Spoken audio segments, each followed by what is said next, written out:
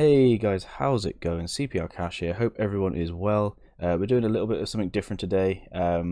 This is my top 5 things to do at the start of an FM save. This is just in my opinion only. There might be things that other people do or you do differently yourselves. But let's crack on. So guys, as you can see here, we're using West Ham just for the benefit of this video, completely selected at random, just to highlight what I like to do in my top 5 things before I hit the next unread or the continue button. And the very first thing I like to do is hit the staff button and go through all of my staff one by one.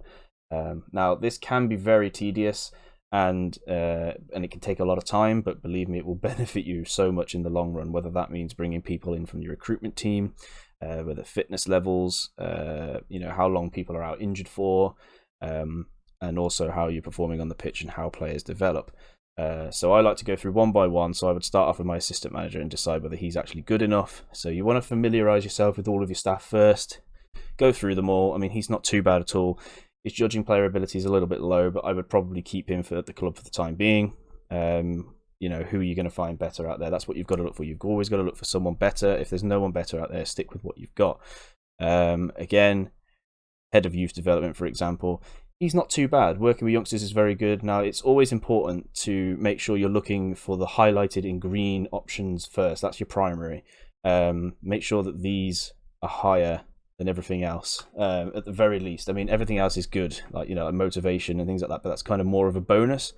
These are the primary roles that the people of youth development do. So for instance, again, if I go down to director of football, it highlights these into green, and then head of performance, it highlights those ones into green. These are what you're looking for in each individual role, primarily.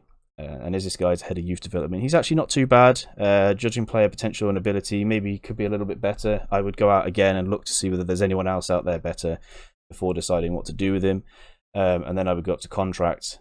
I would there's normally an option for mutual below that, but I've already clicked it because I did find someone better earlier on. But again, that's what you would do. You would then go mutual terminate.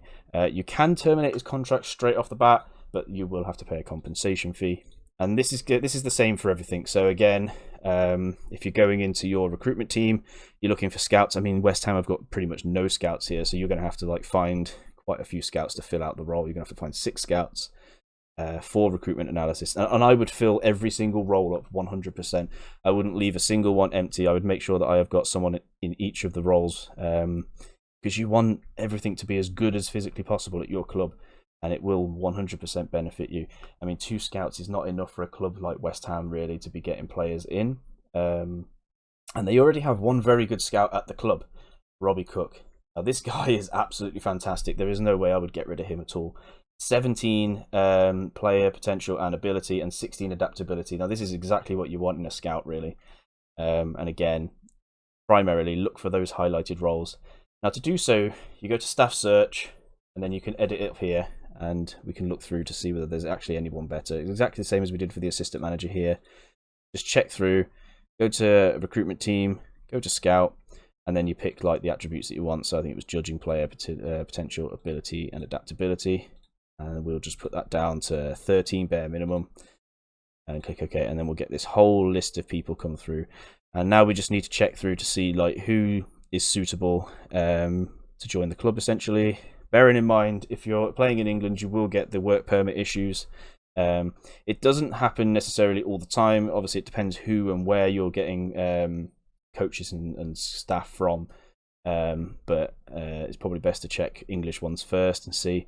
I've already made a few offers here, just as examples. So this guy here, very, very good scout. I mean, he's got 15 on his judging player abilities and potentials, and he's 18 on adaptability. So again, we're looking for that highlighted green, bar. So that's exactly what you need to do, and it's exactly the same for the medical team. When you're going through the medical team, look for exactly what's highlighted in green first, and just make sure that your staff is the best that it can be. I wouldn't go getting rid of staff unless you can find better, but that is my number 1, guys. So guys, my number 2 in the list is familiarizing yourself with the squad. Now what that basically means is go through every single player and check to see what you need to get rid of, what you need to keep, where you need to strengthen, etc., etc. And also set up a tactic for them. So if you've got a very sort of expansive team that like to control the possession, you know, go set up a tactic, and then here I've already set one up, but you click edit the tactic and it will give you a little thumbs up here, and this is what your assistant manager thinks that your team is more than capable of doing. But if you're like Man City, something like controlling the possession, you know, tick attacker, that's kind of a Man City kind of thing. But for West Ham, as an example here, they recommend that the Georgian press, route one, or direct counter attack. Now, this of course also depends upon who you're playing. So if you're playing against, like, you know, Man City, maybe a direct counter attack would work quite well. Overall, you should pick a primary tactic. I would go with the Georgian press, and then if we've got, you know, plenty of wingers in the squad, you know, pick a more you know, a formation that has wingers in it. If you haven't got as many wingers in it, go with a more sort of like narrower formation. And of course, you can tweak and customize the tactics all you want, but that's not for this video. That'll be another video maybe down the line on how to do tactics. But yeah, I would go through then and then pick the most the best team that I possibly can do. So Declan Rice and DM, for example, probably Ogbonna, Diop. You know, just go through. Check every single player through very in depth, you know, like who's the best left back I've got, who's the best right back I've got, stick them in the team, and then see who needs to go out the door, who you can replace, and that's pretty much it really. So, you know, it sounds very simple stuff, it kind of is, but again, you know, it takes some time, a lot of time, and just check over your squad in depth and just make sure you've got enough players and enough cover for each position. So for instance, if you're playing 2 at the back, I like to make sure I've got 4 centre backs at the very least, and potentially a 5th one, you know, as like a youth player. 2 right backs, 2 left backs, you know, maybe 2 DMs, 2 box to box midfielders, 2 advanced playmakers there, for example. If you're looking at this West Ham team, to be quite frank, I think they need another striker. They've only got Antonio and Haller, so, you know, if I was West Ham, I'd be looking to get another striker there and maybe sell one of the centre backs like Balbuena, who's already wanted. And then use that money to fund somewhere else. So that's kind of my number 2, guys. So guys, on to number 3 now. Now number 3 kind of ties in with number 2 a little bit here. So number 3 is once you've basically identified everybody from number 2 that you need, and you've identified who you want out the door, etc, etc, go and compile a short list of players that are going to improve your team. Now that's my recommendation next. So to go to the scouting, have a look through to see, number 1, what your scouts recommend. Obviously, once you've got your new staff in anyway, that you know, will expand and get more expansive. And even set up assignments as well. You can do that and send people off to go and you know, just discover this striker, say for instance that West Ham need. But also just go up the top here, click players, edit search, drop down menu, go to transfer status and listed, and just see who's listed as well from all positions.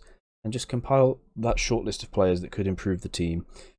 Now, we know that they need a striker. So if we go here, edit search, drop down menu, position, striker, we know that West Ham need a striker. So we'll go through and we'll look through all these strikers here. Now, they'll sometimes, there'll be strikers out there that will not be on this list at all. There'll be strikers out there that even your scouts can't find. But I do recommend that you go and compile a list of strikers that could potentially improve your team. And I do recommend you kind of set up an assignment and maybe get like one of your scouts to go off and search for a striker that you need, for example, or a centre back you need, a midfielder, whatever it is that you need, and make sure that you're checking the roles as well. You want you know, your players to be competent, I would say, in the role that they do. You don't want to just go and get a striker, say for instance it's a target man, when you don't play that type of football. You know what I mean? You've got to, you know, you want to get those players in that that you need, essentially, that are capable and competent in the roles that they need. But yeah, that's basically it for number 3. Again, I know it sounds very simple. We're not going into too much depth on how to do these things. It's just what I would do as my number 3, and that is compile a big short list of what I need after identifying what we do need from task number 2, and so on and so forth. So that is my number 3, guys. So guys, my number 4 probably could have been incorporated into number 3, but never mind. We'll do it as number 4 anyway. And that is essentially go into finances and ask the board for anything that's going to benefit the club, benefit you, and anything going forward long term. Now, what I mean by that is, try and get some extra transfer budget, try and get some extra wage budget. There might even be an option in here that improves the transfer revenue. Now, West Ham's transfer revenue is actually pretty good at the moment. It's on 90%, but some clubs you take over might only be at 40%, 50%, or even 30%. So increasing that transfer revenue, it will, when you sell players, more of it will go to the transfer budget, basically, and that will help out massively.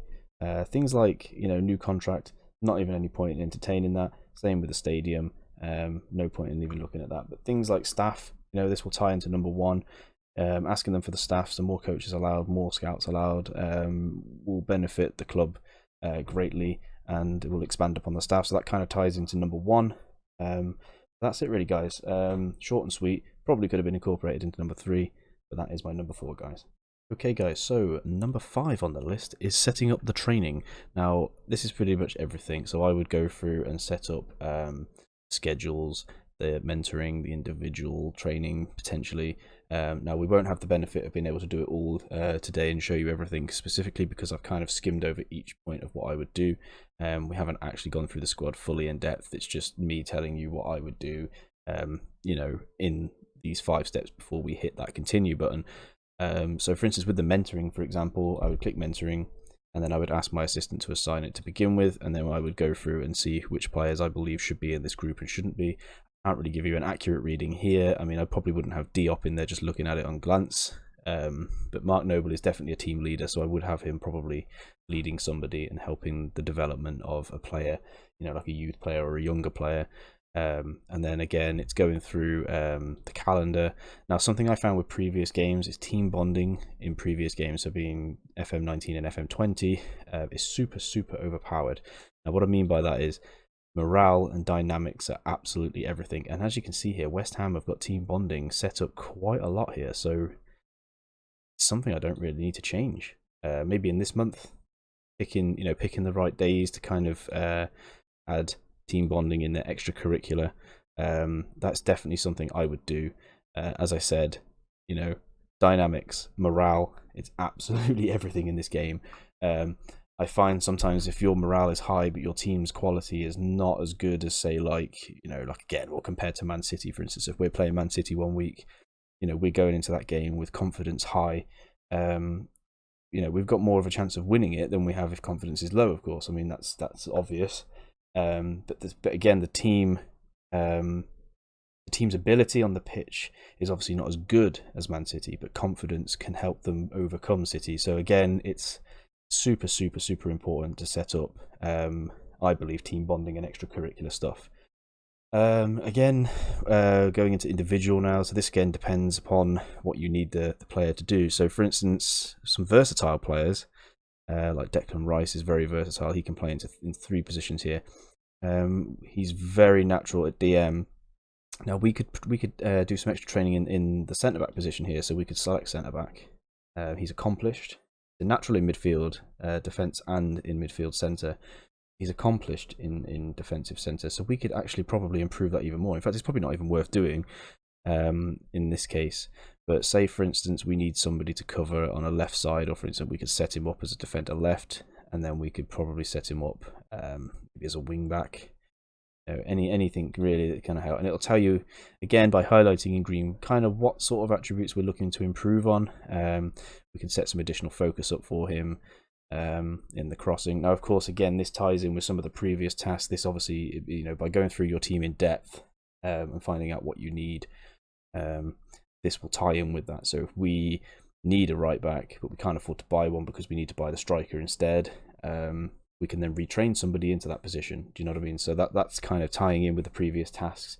It can take a long time to go through these top 5 steps, it really can, but this is something I would really do. And I would improve, like, say for instance his crossing needs improving, so we'll improve that as additional focus, and then we'll double intensify it.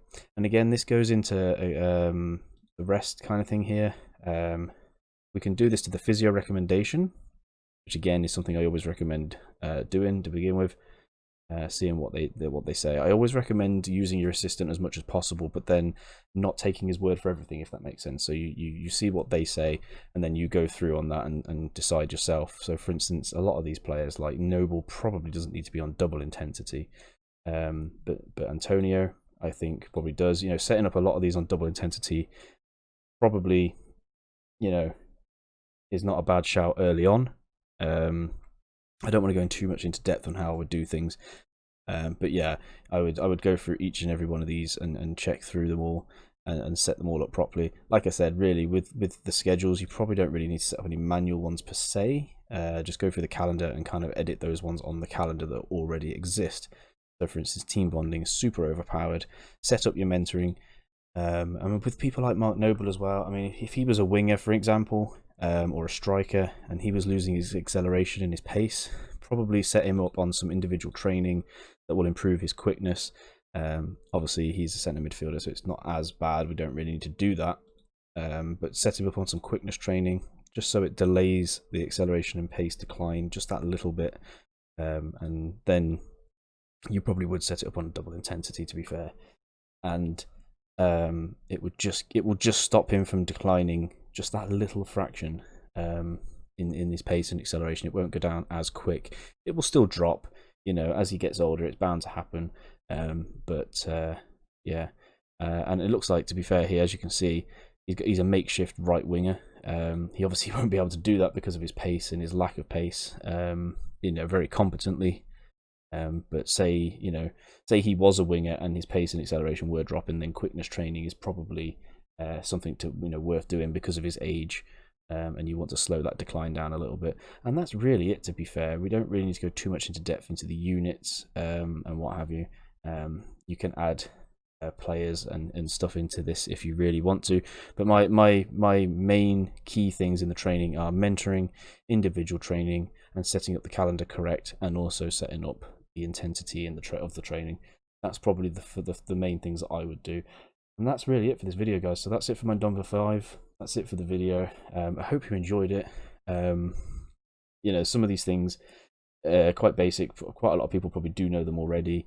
It's just kind of highlighting what I would do before I even move on to anything else, before I even hit the continue button, and before I even go through all my emails, essentially.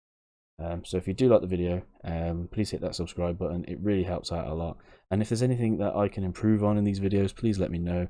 If there's anything that I've missed, maybe on these top 5s that you think that I could have added, again, please let me know. And that's it really, guys. So thanks very much. Okay, guys, so now we move on to Evolving Mindset. Free organization, absolutely amazing people. They really, really are. And as you can see at the top there, Evolving Mindset offer free online advice sessions from qualified mental health nurses. They also offer mindfulness, stress, anxiety management, mental health awareness, and are also available should anyone need any support. I wholeheartedly recommend them. They're so good. And if you need the help, you know, as they say, it's okay to not be okay, and it's so true. It really is. And if you are struggling out there, especially in this climate, please get in touch with Evolving Mindset. I really recommend them. Shout out to Limo, one of their mental health nurses and directors. He is a streamer on Twitch. His details will be below. If you feel like you want to just connect with a Twitch streamer rather than contact the organization itself, please feel free to do that. Limo will 100% support you through anything. Amazing bloke, top streamer. And like I say, he will really help you out a lot.